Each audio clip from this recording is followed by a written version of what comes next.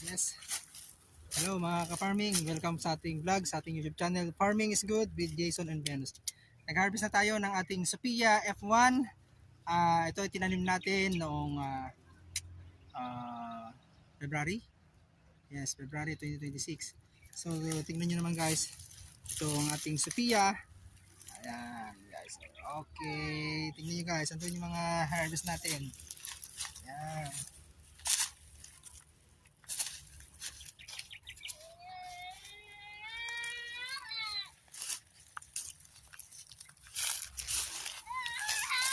So, ang ginagawa natin guys, pag namimitas tayo, kailangan wag natin putulin yung sa tangkay niya.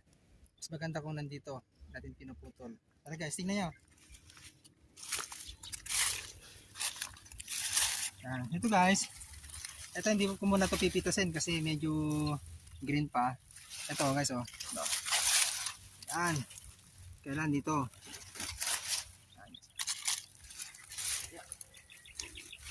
Diba? Tapos, ba? Nagtatago lang sila guys. Ayan. Ating Sophia. Wow. Sophia sa Klam. Ano ang bentahan dito? Nagbibenta ako ng 25 per kilo.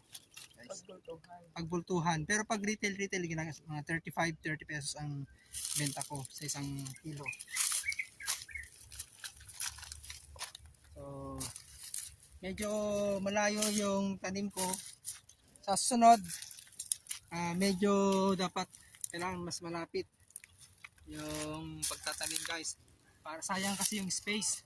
Kaya sabi ko next time yung 4 na linya gagawin natin 6 na linya. So hanggang doon yung nating kalabasan natin. Nakita nyo yun guys.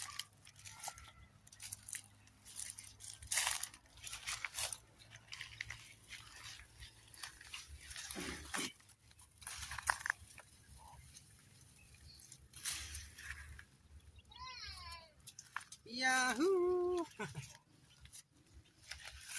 Pera mo kurang. Agpakas di kandang. Dapat hindi ko rin hindi man alak.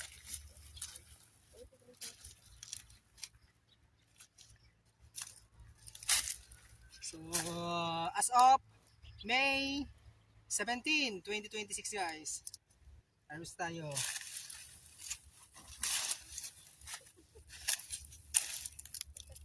Ayan guys, oh. Itong Sophia